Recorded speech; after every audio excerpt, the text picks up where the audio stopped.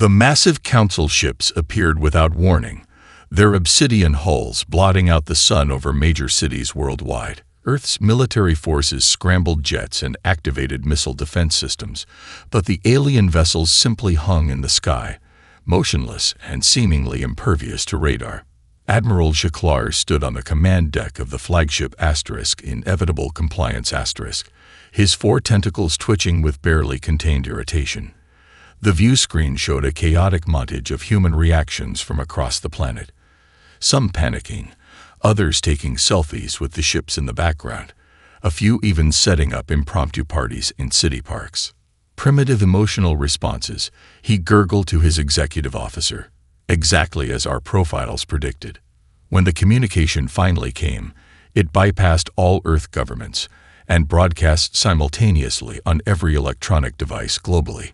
Admiral Jaclar's image appeared, his compound eyes glistening under ceremonial bioluminescent markings. "People of Earth," the translation began, his voice mechanically flattened. "The Galactic Council has observed your development for 3 of your centuries. Your species represents an unacceptable deviation from predicted evolutionary patterns. Your unpredictability poses a quantifiable threat to galactic stability." In Geneva, an emergency United Nations session convened.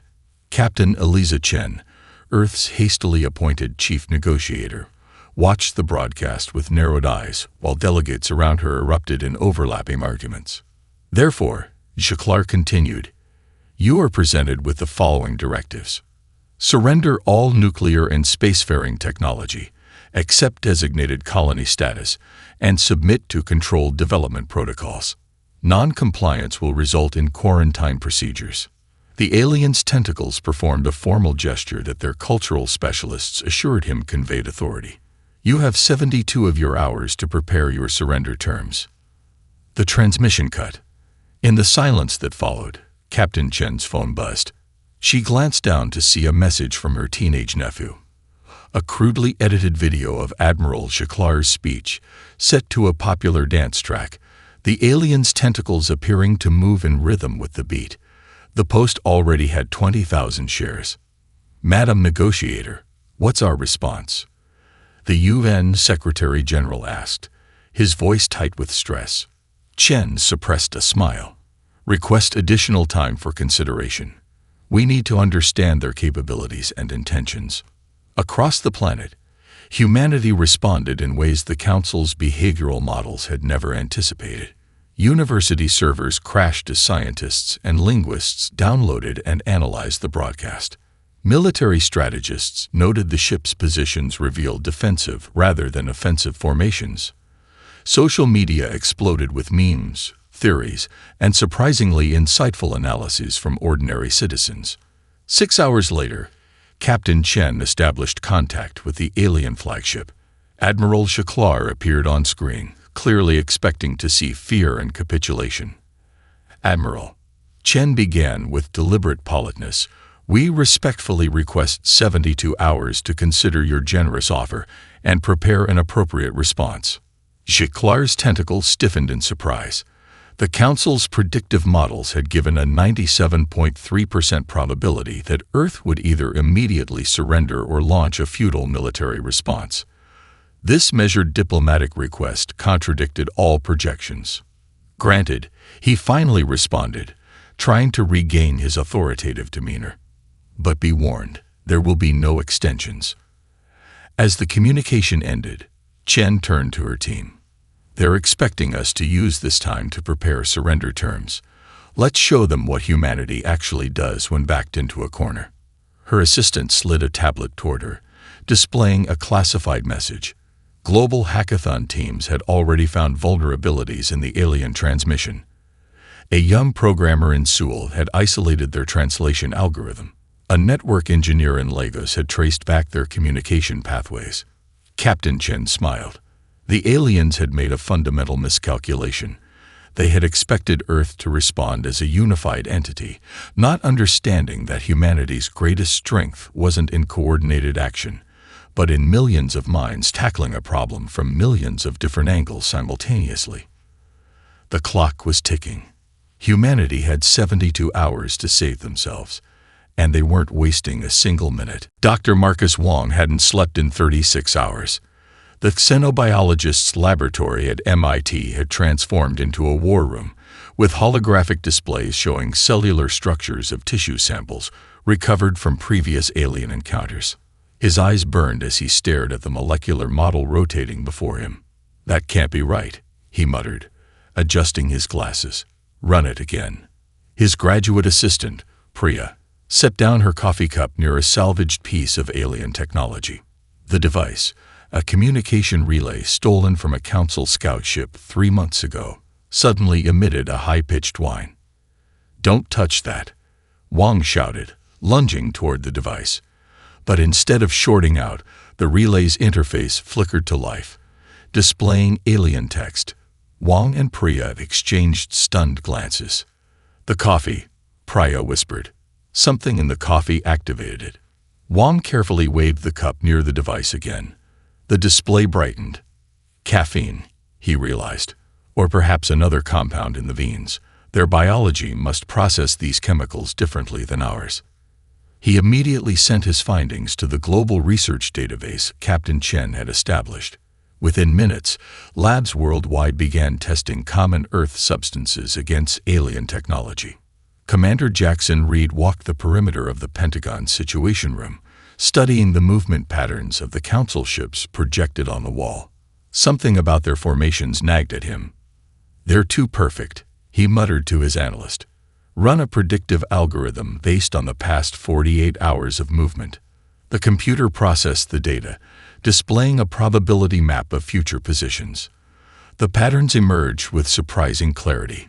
Mathematical sequences, elegant but utterly lacking in variation. "They're efficient but predictable," Reed said, a slow smile spreading across his face. "No random patrols, no adaptive positioning. It's like they've never heard of asymmetric warfare." He opened a secure channel to Captain Chen. "I think I found something you can use." In a Tokyo apartment lit only by monitor glow, 19-year-old Zoe Williams cracked her knuckles and reached for another energy drink. Her room was plastered with anime posters and quantum computing diagrams, an unusual combination that reflected her unique approach to hacking. The breakthrough had come at 3 a.m., when she realized the Council's unhackable systems used encryption based on mathematical constants. The aliens assumed these principles were universal, not understanding that human mathematics had developed alternative approaches to the same problems. "Arrogant tentacle bastards," she muttered, fingers flying across her keyboard. The alien firewall yielded to her assault, revealing terabytes of classified Council data. Her eyes widened as she scrolled through information about Council species, ship schematics, and most valuable of all, psychological profiles of key leadership. She immediately transmitted the data through secure channels established by the global hackathon community.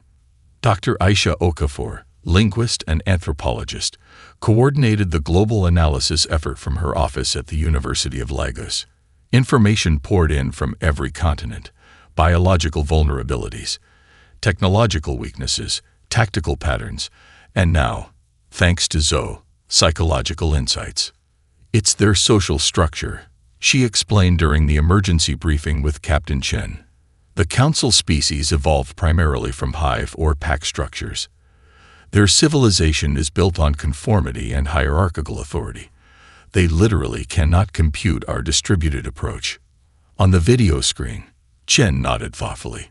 "They see our chaotic response as weakness, when it's actually our greatest strength." Okafor finished. Thousands of independent minds approaching the problem from different angles. No central point of failure. No uniform thinking to predict. Chen's expression hardened with determination. "Then we use that against them. I'm going back to the negotiating table tomorrow. Prepare everything we've learned. It's time to show the Council what humanity does when backed into a corner." As the call ended, Okafor looked at her global dashboard showing thousands of researchers working simultaneously, collaborating yet independent, unified yet diverse. The aliens had made a critical mistake. They had evaluated humanity by their own standards, never understanding that what looked like chaos to them was actually humanity's most powerful innovation engine. The clock showed 36 hours remaining. It would be enough. Admiral Jaclar prepared meticulously for the human surrender. His ceremonial uniform displayed rank markers from 40 campaigns, each genetically encoded to shimmer in recognition of his authority. The council chamber aboard the Asterisk, Inevitable Compliance Asterisk, had been arranged according to traditional dominance protocols. His position elevated, the human delegation's approach path deliberately humbling. When Captain Chen entered precisely at the appointed time, Jaclar's inner eyelids flickered in surprise. She wore a simple blue uniform with minimal ornamentation and carried only a small tablet. More surprising was her expression, what humans call a smile, though council psychological specialists classified it as a threatening display of teeth. "Admiral," Chen greeted him with a slight bow that somehow managed to convey respect without submission. "Thank you for meeting with me. I expect your surrender terms," Jaclar responded, his translation module removing any hint of emotion from his voice. Chen took her designated seat, still smiling. "There seems to be a misunderstanding, Admiral. I'm not here to surrender." A ripple of agitation passed through the council representatives. Jaclar's tentacles stiffened. "Then this meeting is concluded. Quarantine procedures will commence immediately." "Before you do that," Chen said, sliding her tablet across the polished surface of the negotiation table, "you might want to review this information." Jaclar reluctantly activated the device. His compound eyes widened as he scrolled through the display. "These are," his voice faltered, 57 critical security vulnerabilities in your unhackable systems. Chen finished for him, along with detailed schematics of your supposedly secret weapons systems and rather interesting personal profiles of every council member. She paused. "We got curious." Jaclar's tentacles curled inward, a gesture of extreme distress, his species rarely displayed in public. "This is impossible. Our systems are protected by encryption standards developed over 20,000 years. We took a different approach to mathematics," Chen explained with a casual shrug. "Also, you might want to check your flagship's reactor design. There's a significant flaw in the cooling system. We've taken the liberty of suggesting some improvements." Before Jaclar could respond, the lights in the chamber flickered momentarily. The council representatives looked up in alarm. "Just a demonstration," Chen assured them. "We could have shut down your life support instead." "This is an act of war," Jaclar hissed, abandoning protocol. Chen's expression hardened. "No, Admiral. An act of war was threatening a peaceful planet with quarantine procedures because we didn't fit into your predictive models." She stood and activated a holographic display from her tablet. It showed Earth's proposed terms: recognition as full members of the galactic community, technological exchange protocols, and cultural protection guarantees. "These are our terms for peaceful integration with the galactic community," she stated. Jaclar made a dismissive gesture. "The Council does not negotiate with primitive species. Your display of electronic warfare cannot match our military capacity." Chen sighed. "I was hoping to avoid dramatics." She tapped her communications device. "Zoe, if you would." Instantly, the shields on 3 council vessels, including 2 guard ships flanking the Asterisk Inevitable Compliance Asterisk, powered down simultaneously. Through the chamber's viewport, Jaclar watched in horror as his supposedly impenetrable defenses deactivated. "We could target weapon systems next," Chen remarked conversationally, "or life support, or perhaps just broadcast certain confidential council communications to every species in the galaxy." She paused. "But we won't, because unlike you, we're not here to threaten.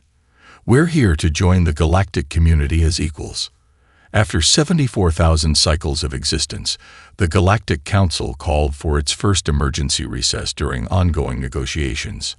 As the representatives filed out, their unified confidence shattered.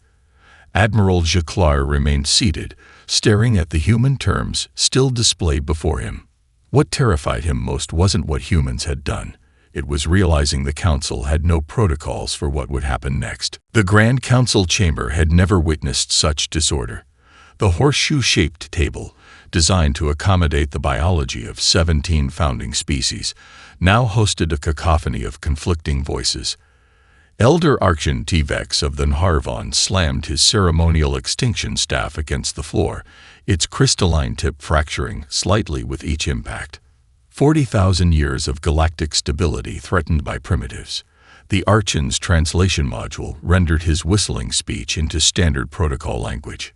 The humans must be subjugated immediately, before other species follow their example. Ambassador Polari of the crystalline Polarian ascendancy chimed melodically in response, her faceted body refracting light across the chamber. The economic projections suggest otherwise. Human entertainment alone represents a market expansion of 300% in previously stagnant sectors. Their music, she vibrated in what her species considered ecstasy, is mathematically unpredictable yet harmonically resonant. We've never encountered anything like it. Admiral Jaclar watched the debate with growing alarm. The Council, which normally operated through careful pre-negotiated consensus, was fracturing along ideological lines. Their biological structures are fascinating, chittered the Skik-Kul hive representative, compound eyes blinking in sequence. They evolved on a death world yet developed empathy for all life forms. Our queens have already requested human scientific papers for analysis. Before Jaclar could respond, an Abe burst through the chamber doors, a serious breach of protocol that silenced the room. The young Solari's skin pulsed with alarm patterns as she approached the central display. Urgent transmission intercepted from Earth, she reported, activating the view screen. Captain Chen appeared, seated at a simple desk with an Earth flag behind her. Her message wasn't directed to the Council at all. Instead, she addressed the galaxy at large. To all species of the galactic community, she began, her words translated into over 4,000 languages simultaneously. Earth extends an open invitation for direct diplomatic, cultural, and economic exchange. We believe in the fundamental right of all sentient beings to determine their own future and to communicate freely with others. Our embassies are now open. The chamber erupted into chaos. The Nharvon delegation immediately demanded communication jamming. The Polarians began calculating the profit potential of being first to establish trade agreements. The Skik-Kul representatives entered a trance state to commune with their queens. They can't do this, Jaclar hissed. Interspecies contact must be mediated through Council protocols. But the transmission had already reached thousands of worlds. On the distant trading hub of Nexus 6, merchants of 100 species gathered around public view screens, watching humans share their art, science, and culture. In the mining colonies of the Dorveni Belt, workers paused their labor to witness a human musical performance. The concept of music for enjoyment, entirely new to their efficiency-focused minds. Ambassador Polari's crystalline form vibrated with what might have been laughter. You still don't understand, Admiral. They've changed the rules of engagement. While we debated how to control them, they simply went around us. On the view screen, reports flooded in from across the galaxy. Species that had communicated only through Council intermediaries for millennia were establishing direct channels with Earth. Human entertainment, philosophy, and technology, freely shared, spread from system to system. The foundation of Council authority has always been information control. A Marise observer noted, their tentacles waving thoughtfully.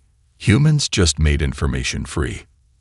Jaclar stared at the display showing thousands of communication pathways bypassing Council hubs entirely.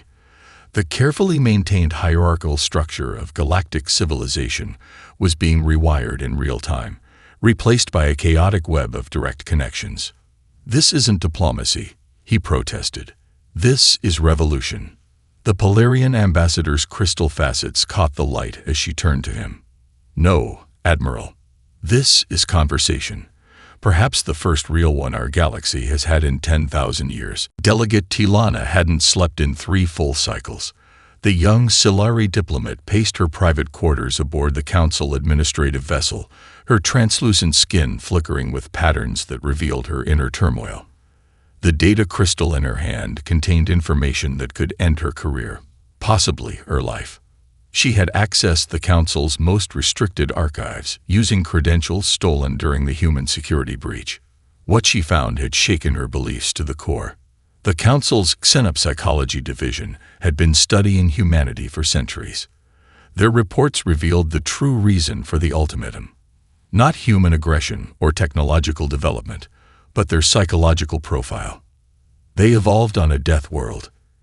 Tilana whispered to herself, reviewing the data again. Multiple extinction-level events, constant environmental challenges, predator pressure from multiple sources. Most species that achieved spaceflight had evolved on stable worlds with predictable conditions. Their psychological development emphasized cooperation, stability, and the minimization of risk. Humans had emerged from chaos, and instead of seeking equilibrium, they sought challenge. The most damning line from the classified report flashed on her screen. Unlike all cataloged sentient species, humans exhibit accelerated cognitive development and innovation when placed under pressure. They do not seek stability. They thrive on disruption. The Council's predictive models showed humanity's development curve. Within 3 centuries, they would surpass the Council's oldest technologies. Within 5, they would render the Council's authority meaningless. The ultimatum was never about protection. Tilana realized. It was about fear. With trembling hands, she encoded the data for transmission to Earth.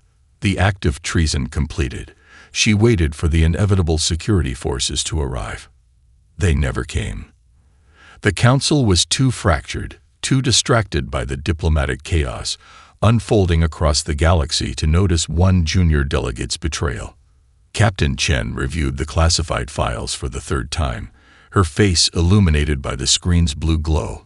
Around her, the emergency response team waited in silence.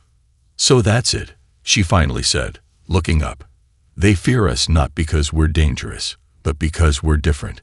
Not because of what we've done, but because of what their models say we might become." "What do we do with this information?" asked Commander Reed. Chen's expression hardened with resolve. "We share it. Transparency has been our advantage from the start." 3 hours later, Chen stood before cameras broadcasting to Earth and thousands of worlds beyond. The transmission bypassed Council communication hubs, using the network of direct connections Zoe Williams and her hacker collective had established. "People of Earth and citizens of all galactic civilizations," she began, "I come before you with information that changes our understanding of recent events." She displayed the Council's predictive models, highlighting humanity's unique developmental path compared to other sentient species. "The Council fears us not because we're violent, but because we're adaptable," she explained, her voice steady and clear. "Not because we're aggressive, but because we're innovative. Not because we seek dominance, but because we transform challenges into opportunities." Across thousands of worlds, beings paused to watch. On mineral extraction colony NK-372, a Dorveni worker with 4 eyes stared at the screen in wonder. For generations, his species had been told they were suited only for mining due to their evolutionary characteristics. Now he watched a species challenging the narratives that had defined his existence. "The Council's foundation," Chen continued, "is built on predictability and control. They demand that all species develop along predetermined paths. Yet the universe itself is not predictable. It is not controllable. It is wildly, beautifully diverse, just as the species within it should be allowed to be." She paused, her expression solemn but hopeful. "We invite all beings who believe in self-determination to join us in creating a new kind of interstellar community, not one based on control, but on conversation. Not on dominance, but on diversity. Not on fear of difference, but on celebration of it." The transmission ended, but its impact was just beginning. Across the galaxy, species that had lived under Council restrictions for millennia began to question, to wonder, to hope. The revelation wasn't just about humans. It was about possibility itself. Neutral Station 7 had never seen such activity. Originally constructed as a minor trading post at the intersection of 3 council-approved shipping lanes, the station now buzzed with diplomatic delegations from dozens of species. Emergency habitat modules had been hastily attached to accommodate visitors with incompatible atmospheric requirements. Dr. Aisha Okafor stood at the observation window of the newly established human embassy, watching the diverse beings move through the central concourse. In just 2 weeks, Earth's diplomatic corps had expanded from a few dozen career ambassadors to thousands of specialists from every field imaginable. The Marseille delegation has arrived, her assistant reported. They've brought engineering schematics as a gesture of goodwill. Okafor nodded, straightening her formal attire. And the Vosh, already in conference room 3. They're particularly interested in human music. Minutes later, Okafor entered a chamber that would have been unimaginable a month earlier. The technological Marseille, their sleek bodies equipped with micro-manipulator tentacles, carefully arranged holographic projections of advanced propulsion systems. Nearby, the telepathic Vosh, ethereal beings who communicated through thought patterns, hovered in respectful silence. "Welcome to the first official meeting of the Cooperative Galactic Alliance," Okafor began. "Earth is honored by your presence." The Marseille representative extended 2 formal tentacles. "The honor is mutual, Doctor. Your species has accomplished in days what many of us have contemplated for centuries." Its voice modulator created sounds approximating human speech. "May I ask, how did you know the Council's influence could be challenged?" Okafor smiled. "We didn't. Humans have a long history of attempting the impossible simply because no one told us it couldn't be done." She activated the central display, showing the draft Alliance Charter. "This document draws from humanity's own experiences, our failures as much as our successes." As the meeting progressed, representatives from 67 species offered modifications and insights. The skeptical suggested biological research protocols that respected all forms of sentience. The Dorvani proposed labor standards that would revolutionize the exploitative mining practices they had endured. What struck Okafor most was how quickly these diverse beings found common ground. Species that had been kept separate by Council policy discovered shared values and complementary strengths. The Council claimed to maintain stability, noted a crystalline Polarian, her facets catching the light, but they confused stability with stagnation. In the station's Cultural Exchange Center, first contact specialists from Earth introduced human art, music, and cuisine to fascinated aliens. A Japanese tea ceremony captivated a group of Marseille engineers, their normally precise movements slowing to match the deliberate pace of the ritual. "You create art without mathematical formulas?" asked the Lid Marseille, multiple eyes widening in wonder. Across the hall, a jazz quartet performed for telepathic Vosh, who experienced each musician's independent creativity as something miraculous. Their thought patterns radiated astonishment at how humans could create harmony without a hive mind. Even more surprising were the unofficial visitors. Representatives from Council founder species arrived under the guise of cultural observation, their curiosity finally overcoming millennia of protocol. Captain Chen, now officially Ambassador Chen, received daily reports of new species requesting membership in the Alliance. The diplomatic corps worked around the clock to accommodate requests that multiply hourly. "I still don't understand how this happened so quickly," Chen admitted to Okafor during a rare quiet moment. Okafor gestured toward the diverse beings moving through the station. The Council maintained power by keeping species isolated, making them believe they were alone in questioning the established order. She smiled. "All we did was start a conversation." Across the galaxy, that conversation was growing louder by the day. Admiral Jaclar stood alone on the command deck of the Asterisk Inevitable Compliance Asterisk. His once immaculate uniform hung loosely on his frame, wrinkled from countless cycles without proper rest. The ship felt hollow around him, over half the crew having requested reassignment or simply deserted. The tactical display showed the grim reality. The Council fleet was disintegrating. Ships peeled away daily, their commanders responding to competing loyalties or simply following the tide of history. Admiral, his remaining executive officer, approached cautiously. The High Council is divided on further action. They request your input. Shiklar's tentacles twitched with suppressed fury. The Council has stood for 40,000 years. I will not watch it fall to primitive upstarts. He approached the weapons console, pushing aside the hesitant operator. Target Earth's major population centers. Full power to primary disruption arrays. The bridge crew exchanged uneasy glances. Sir, the weapons officer protested. Many Council species have representatives on Earth now. This would violate our own non-aggression. I gave an order. Shiklar's translation module couldn't fully capture the harmonic rage in his native speech. His trembling tentacle activated the targeting sequence himself. The weapons fired. Massive energy signatures blooming on the tactical display as city-destroying beams lanced toward Earth. The bridge fell silent, even the most loyal officers shocked by this final desperate act. On the view screen, they watched the attack approach Earth's atmosphere. Then, impossibly, the energy dissipated against shimmering barriers that hadn't been there moments before. Shield technology, not of human design, but clearly modified and improved by human engineers. The distinctive crystalline fractal patterns of Polarian defensive systems melded seamlessly with Marisi energy dispersion fields and Skektkol phase-shifting technology. Improvements no single species would have conceived now worked in harmony to protect Earth's cities. Impossible, Shiklar whispered, his bravado evaporating.